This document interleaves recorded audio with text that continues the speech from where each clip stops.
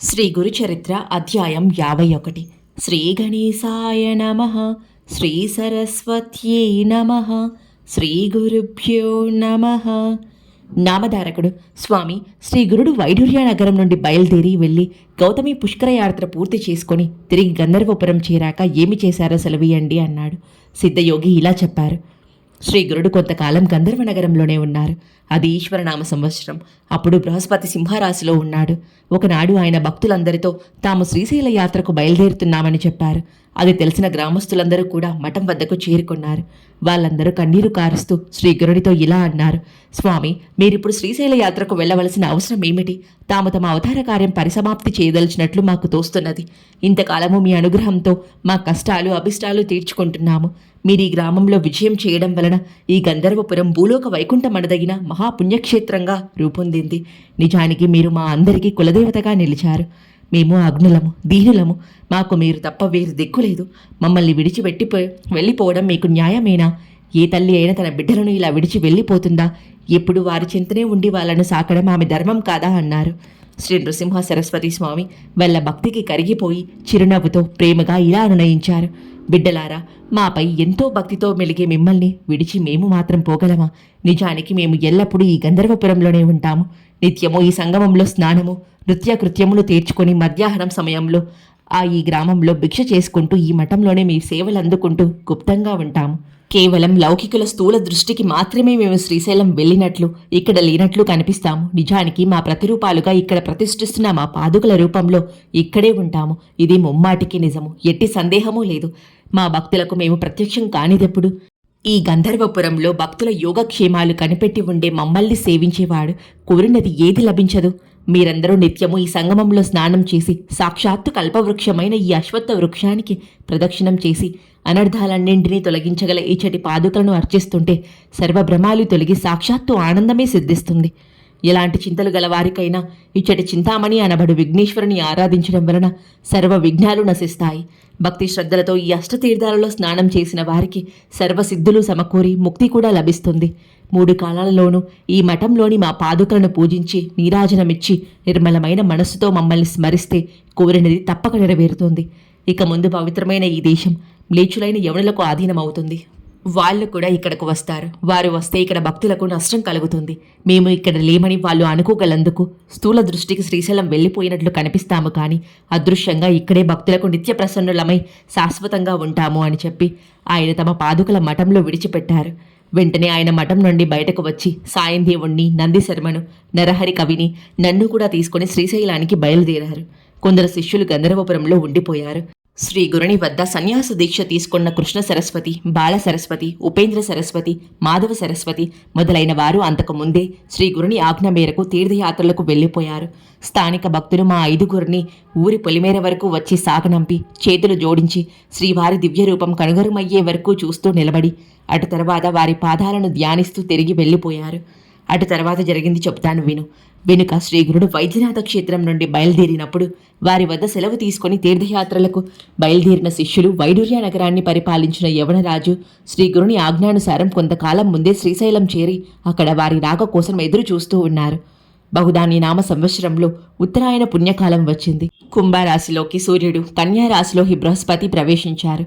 అది శిశిర ఋతువు, మాఘమాసము, కృష్ణపక్షము, ప్రతిపద శుక్రవారం నాడు శ్రీగురుడు శిష్యులమైన మా 4గురితో కలిసి శ్రీశైలం వద్దనున్న పాతాళగంగకు చేరారు. అక్కడ ఆయన స్నానం చేసి ఒక పుష్పాసనం సిద్ధం చేయమని మమ్మల్ని ఆజ్ఞాపించారు. మేమంతా త్వరగా పూలు సమృద్ధిగా సేకరించి వాటిని అరటి ఆకులపై అమర్చి ఒక పూల నావ సిద్ధం చేశాము. అప్పుడు శ్రీగురుడు దానిని నదీ నీటిపై ఉంచమని ఆదేశిస్తే మేము అలానే చేశాము. అప్పుడు ఆయన, మేము ఈ పూల నావలో ఈ పాతాళగంగ దాటి శ్రీశైలం చేరి అక్కడ మల్లికార్జునితో ఐక్యం చెందుతాము. మీరందరూ వెనక్కి తిరిగి గంధర్వపురం వెళ్ళిపోండి అని చెప్పారు. కానీ మేము నెవ్వరపోయాము. ఆకస్మికమైన వారి ఆజ్ఞకు కృంగిపోయి కన్నీరు కారుస్తూ అలానే ఉండిపోయాము. ఆయన మమ్మల్ని ఓదారుస్తూ ఇలా అన్నారు. ప్రియ శిష్యులారా, మీరు ఇలా దిగులు పడకూడదు. మీరు గంధర్వపురం వెళ్ళండి. మీకు ఎల్లప్పుడూ అక్కడ మా దర్శనం లభిస్తుంది. భక్తి లేని వారికి కనిపించక భక్తులకు మాత్రమే దర్శనం ఇవ్వదలచి మేమక్కడే గుప్త రూపంలో ఉంటాము. మమ్మల్ని నమ్ముకొని కొలిచే భక్తుల ఇళ్లలో మేము ప్రత్యక్షంగా ఉంటాము. పుష్యమి నక్షత్రంలో కూడిన ఆ శుక్రవారం నాడు ఆ శుభ సమయంలో శ్రీగురుడు ఆ పూలనావ మీద కూర్చొని నది మధ్యకు సాగిపోతూ ఒడ్డున నిలిచిన మా అందరితో చివరి మాటగా ఇలా చెప్పారు.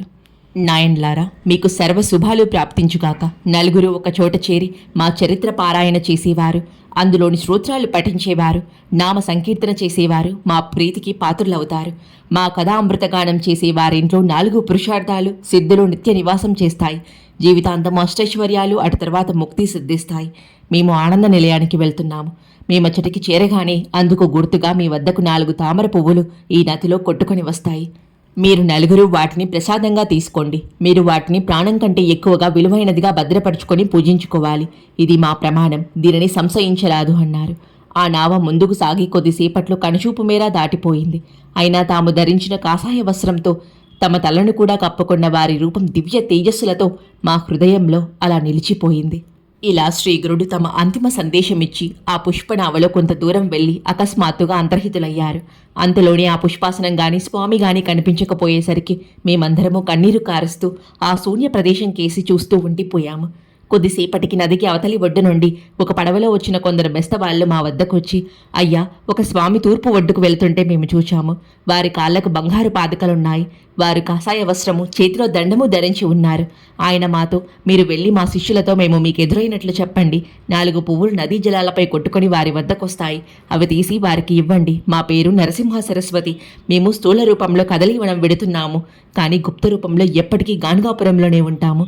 అక్కడే ఎల్లప్పుడూ మా సేవలో నిమగ్నమై ఉండమని చెప్పండి అని చెప్పారట. వాళ్ళు ఆ విషయం మాతో చెబుతూ ఉండగానే 4 తామర పువ్వులు నదిలో కొట్టుకు వస్తున్నాయి. శ్రీగురుని ఆదేశం ప్రకారం ఆ బెస్తవారు వాటిని చూడగానే నదిలోకి దూకి ఈదుకుంటూ పోయి ఆ 4 పువ్వులను తెచ్చి ఇచ్చారు. వారి నుండి ఆ పువ్వులను అందుకొని సాయం దేవుడు మా అందరికీ తలా ఒకటి ఇచ్చాడు. అవి తీసుకొని మేము శ్రీగురుని స్మరించుకుంటూ గంధర్వ నగరంలోని మఠం చేరుకున్నాము.